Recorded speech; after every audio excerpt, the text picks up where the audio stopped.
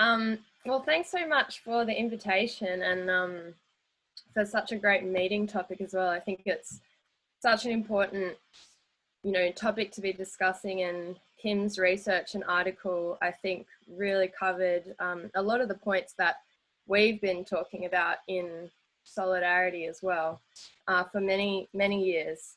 And hearing her talk about the green bands in particular took me back to my own recruitment, I guess, to socialism as a uni student who wanted to fight around climate change, but was really won over to this idea that workers actually have the power to do that and can make the fundamental difference by learning about the green bands from other socialists. And it remains absolutely one of the key examples that we use and draw on and draw the lessons from. So I'd really, definitely encourage people to read up on that. There's a good doco you can watch just for free on YouTube called Rocking the Foundations. It's very inspiring. So I could keep rambling on about that, but my brief today was to talk a little bit about some of the actions that I've been involved in as a dock worker, or as we call them in Australia, wharfies.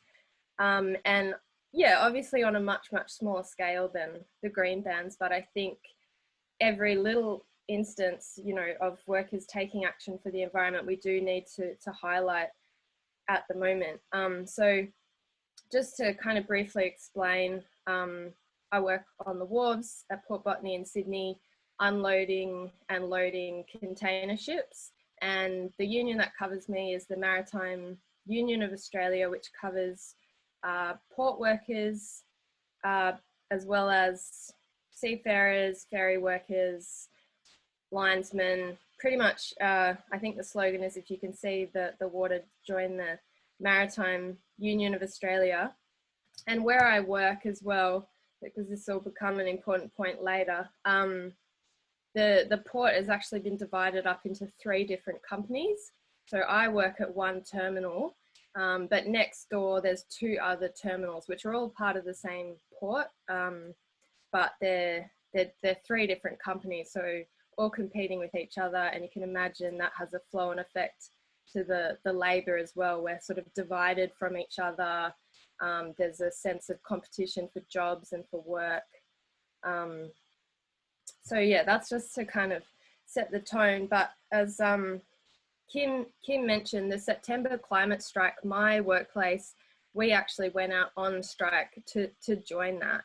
And yeah, I think the reason that we wanted to do that was the incredible inspiration of the student strikes and the context of the Australian industrial climate, where it's actually illegal to take strike action except in very, very narrow circumstances where you're bargaining for your new contract, meant that actually having hundreds of thousands of students saying, we're walking out of school, we don't care what the media says, we don't care what the principals say, we're taking strike action and we're calling on adults to join us, was not only incredibly inspirational from the environmental movement's perspective, but it actually was a flashpoint for unionism and for everyone who's been arguing, we need to rebuild our capacity for strike action.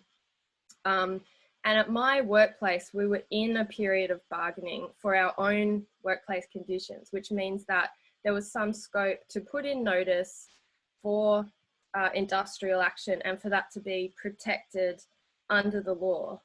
But I think what people should know is that actually, despite this, we received letters from our employer saying that they didn't believe that it would be protected because they'd heard in the media that our union was encouraging us to go to the climate strike, and therefore this didn't fit within the definition of a legal strike. And I'll just read you a little quote from the memo they sent us.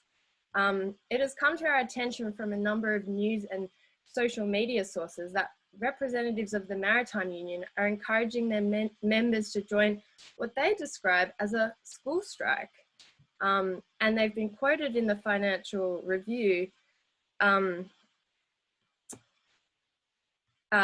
saying that there will be a 4-hour stoppage, which would be considered protected action for wages and conditions. If employees at the direction or instigation of the MUA engage in this 4-hour stoppage for the stated purpose, the stoppage would not be protected action. So in other words, they were very clearly threatening that MUA members who actually went on strike that day and attended the rally would be at risk of illegal industrial action. And one of our fellow wharfies, also a member of Solidarity, who spoke at that rally, actually got up on stage, held up the memo and said, "We've been charged with illegal industrial action for being here, but we don't care. We've still come out and we're standing with you because, you know, you're putting strike action back on the map." And the other important point there was that Tommy, who's the wharfie who spoke at the rally, he was a seafarer for 5 years, working primarily on oil and gas projects, and spoke from that perspective as well, that maritime workers are not wedded to fossil fuels. You know, we don't wake up in the morning saying we can't wait to dig some more oil out of, you know, the ocean. What we're wedded to is good union jobs and conditions. And that's, you know, what we need to fight for. And actually there's enormous potential in the maritime industry now for seafarers to work on offshore wind projects. And that's a key element of the new union campaign, is to stop blocking the legislation that would allow some major offshore wind projects to actually be built around the coast of Australia. And you think Australia, it's an island, there's a lot of potential there, and offshore wind can actually be built much bigger than onshore wind, the turbines, which allows them to generate actually an enormous amount of more power. So it becomes a really important alternative source of baseload power. Build it near the coast, near where the population is. And for Australian seafarers who've been put out of work over the last few decades because the Australian shipping industry has been essentially in the decline and replaced by sort of international ships, it would be a really important new source of work and jobs. Yeah, one other important action that we took was, as Kim mentioned, in relation to the bushfire crisis last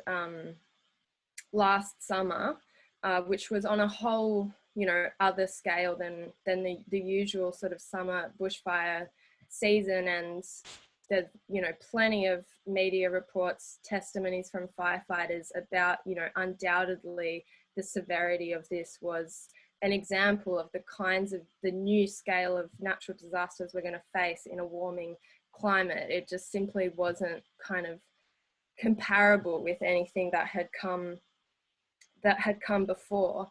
But that was interesting in that the smoke that just flooded into Sydney and polluted the air and became an issue, not just for wharfies. We work, you know, outdoor on the wharf, on the ship, but for construction workers, you know, for council workers, for teachers. Even, in fact, it was so bad that it was impacting inside the buildings in some cases. But I think that's an example where it didn't necessarily require a consciousness of taking climate action. It was simply the symptoms of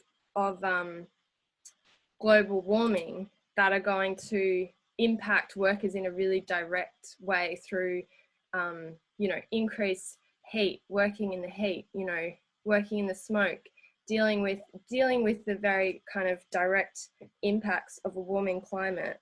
And the way we were able to stop work there is because the MUA has held on to good structures of, you know, delegate structures. We've got HSRs, we've got a cross-port safety committee that was just set up. But again, to go back to this, you know, illegal strike action, even though safety is very much under the banner of you can stop work if there's an imminent safety issue, the bosses always trying to get away with saying, no, it's illegal industrial action, no, it's illegal industrial action. So they actually stood down 100 workers across the terminals off pay, and it was only, you know, through the union developing a policy over the following weeks about what level of, you know, air pollution we were willing to work in, that some of that was able to be resolved. But, you know, people never got their money back. So yeah, I've got to wrap up, and hopefully we can, you know, talk about some more of this in the discussion. But right now, one thing that Solidarity has done is set up an organisation called Workers for Climate Action, where we're trying to bring in workers from all different industries. One of our key demands is about public ownership of renewable energy as well. And in Australia, the key sort of thing that we're fighting at the moment under the Conservative Morrison government is around this thing, the gas-fired recovery. So they're trying to use the pandemic and the COVID crisis, the economic crisis, to say we need a new round of investment in gas. So basically just more fossil fuels. And we're sort of counterposing that with trying to get unions to take a clear position that what we need is a just transition and investment in renewables, solar, wind, and oppose the gas-fired recovery. So that's a little bit of the context at the moment. But yeah, I'll leave it there, and thanks so much.